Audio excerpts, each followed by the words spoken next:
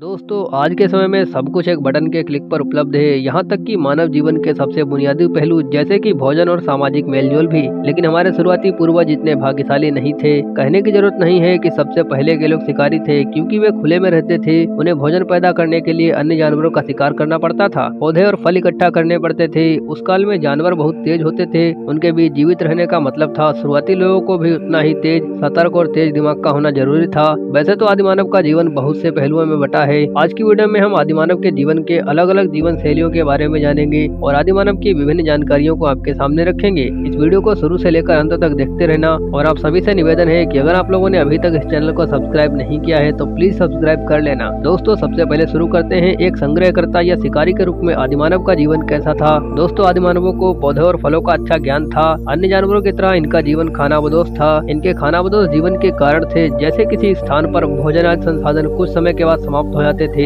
इससे लोग अधिक समृद्ध स्थान की तलाश में एक स्थान से दूसरे स्थान पर जाते थे। जैसे अन्य जानवर भी जमीन के एक हिस्से से दूसरे हिस्से में चले जाते थे, वैसे ही शुरुआती लोग भी ऐसा करते थे। एक स्थान से दूसरे स्थान पर जाना शिकार के लिए अच्छा था। और इसके बाद में आदिमानव के जीवन में आता है प्राचीन पाषाण युग। दोस्तों पुराना पाषाण युग 2 मिलियन वर्ष पूर्व से 12,000 वर्ष पूर्व तक फैला हुआ है। इस काल के उपकरण पत्थर के बने होते थे। इस युग में आदिमानव ने पत्थर के औजारों का निर्माण करना सीख लिया था और इस काल के उपकरण पत्थर के बने होते थे और उनमें कोई सुधार नहीं होता था।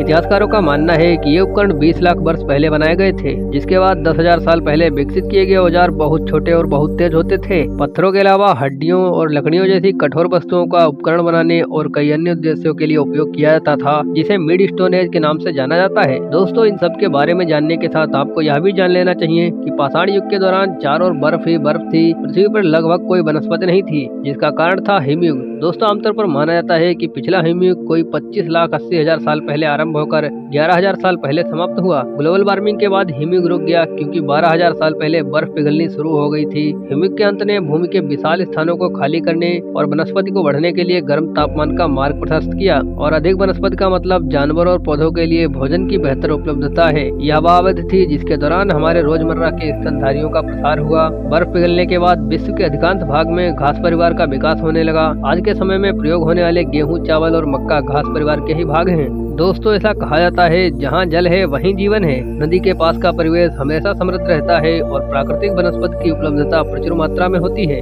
वे स्थान जहाँ लोगों को पत्थर और लकड़ी जैसे उपकरण बनाने के लिए सभी संसाधन मिल सकते थे, उन्हें उपकरण बनाने के लिए स्थलों के रूप में उपयोग किया जाता था। इन स्थानों को फैक्ट्री स्थल कहा जाता है। इतिहासकारों ने बड़े पत्थरों और अधूरे औजारों की खोज की है। ये इस बात के प्रमाण थे कि ये फैक्ट्री स्थल के स्थान थे। आखिरकार आदिमानव के जीवन में इन सब के बाद में एक बड़ी चीज होती है, जो होती है आग की खोज। दोस्तों आग की खोज ने मानव जीवन का ढांचा ही बदल दिया। जंगल की आग की लपटें देखकर ही लोगों ने आग का इस्तेमाल करना सीखा होगा। यह भी संभव हो सकता है कि लोगों ने दो पत्थरों को आकार देते हुए उन्हें आपस में रगड़कर आग पैदा करना सीख लिया हो। दोस्तों इसका उपयोग खाना पकाने, जंगल साफ करने और जानवरों से सुरक्षा जैसे विभिन्न उद्देश्यों के लिए किया जाता था। पाषाण युग के गुफा आवासों में कई गुफा चित्र पाए गए हैं। इनमें से अधिकांश पेंटिंग जानवरों और शिकार को चित्रित करती हैं। इतिहासकारों का मानना है कि लोगों के पास अपने आसपास की प्रकृति के बारे में सोचने के लिए पर्याप्त खाली समय था। वे यह भी चित्रित करते हैं कि लोग समुदाय में रहते थे, क्योंकि एक साथ रहने से उन्हें शिकारियों से सुरक्षा मिलती थी। झुंड अपने औजार से किसी भी बड़े जानवरों को मार सकता था।